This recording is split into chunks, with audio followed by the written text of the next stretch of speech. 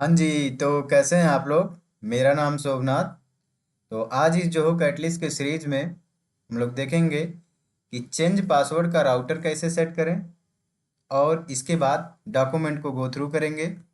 और जो हम लोग यहाँ पे क्वेरी अभी लिखे हैं, इसको अपने माई की सेपरेट यहाँ पे जो फोल्डर बना रखे हैं, इसमें यूजर क्वेरी है, इसमें सेपरेट करेंगे। तो पिछले लेक्चर में हम लोगों ने देखा था कि चेंज पासवर्ड का फंक्शन हम लोगों ने बनाया था, जहाँ पे ओल्ड पासवर्ड और न्यू पासवर्ड हमने क्या किया, रिक्वेस्ट बॉडी से गेट किया। यूजर आईडी JWT टोकन जब पास करेंगे तो उससे यूजर आईडी हमने गेट किया। गेट करने के बाद हमने पूरा फंक्शन कंप्लीट किया था। अब इस फंक्शन को हम लोग आते हैं राउटर पे और इसको सेट करते हैं। तो राउटर पे क्लिक करिए।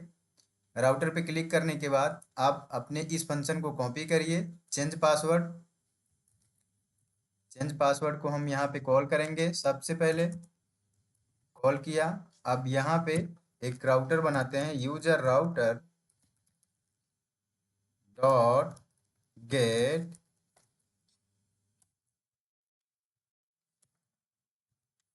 अब यहाँ पे लिखिए चेंज पासवर्ड,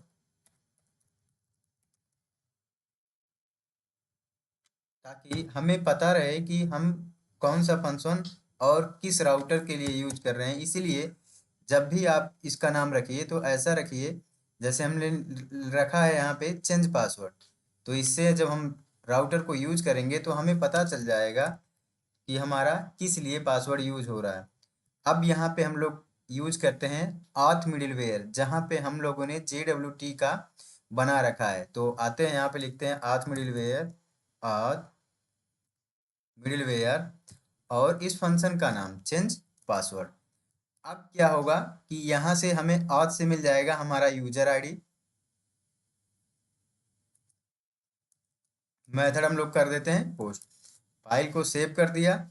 सेव करने के बाद अब अपने आप पोस्टमैन में या थंडर क्लाइंट में जो भी आप लोग यूज कर रहे हैं उस चीज़ को यूज करके आप लोग चेक कर लीजिए।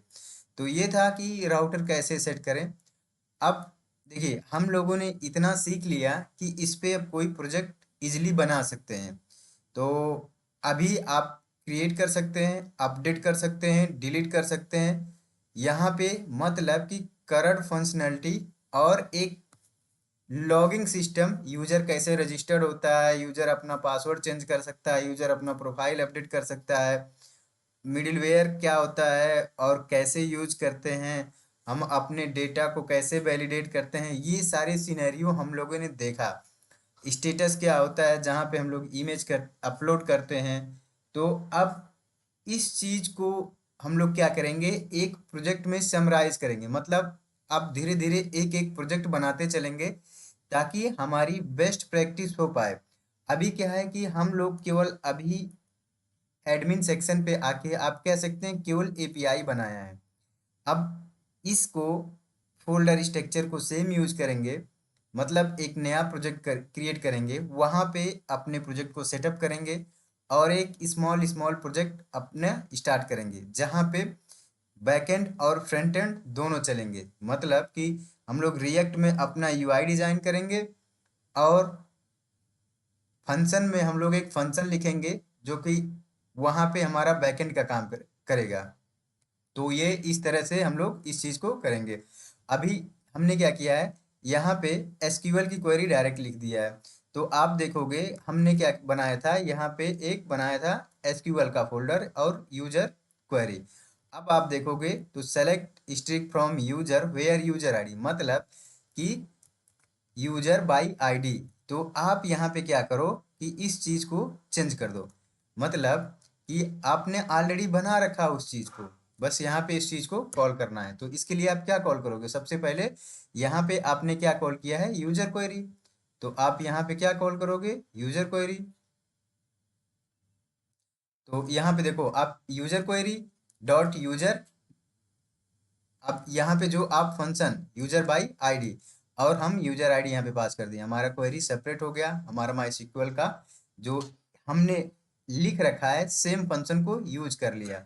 तो इससे हमारा क्या हुआ, क्वेरी रिपीटेशन कम हो गया। और यहाँ पे आप देखेंगे तो माई का कोई भी आपको क्वेरी नहीं दिखेगी। तो इसी तरह से आप अपडेट प्रोफाइल का भी अगर आप लिखे हैं तो इस तरह से सेपरेट कर लीजिए। तो ये आपका हुआ एक समराइज वे में कि आप एसक्यूएल की क्वेरी सेपरेट लिखे हैं, फंक्शन अपने अलग जगह लिखे हैं। तो ये आप लोगों के लिए बेटर प्रैक्टिस था, तो इसको आप लोग परफॉर्म कीजिए। तो होप सो, उम्मीद करता हूँ कि आप लोग इसको कंप्लीट कर लिए होंगे और इस चीज़ को अंडरस्टैंड कर लिए होंगे कि वन बाय वन हम लोग कैसे इस चीज़ को इंस्टॉल किए, सेटअप किए और सारी चीज़ें परफॉर्म किए। तो ओके, थैंक यू।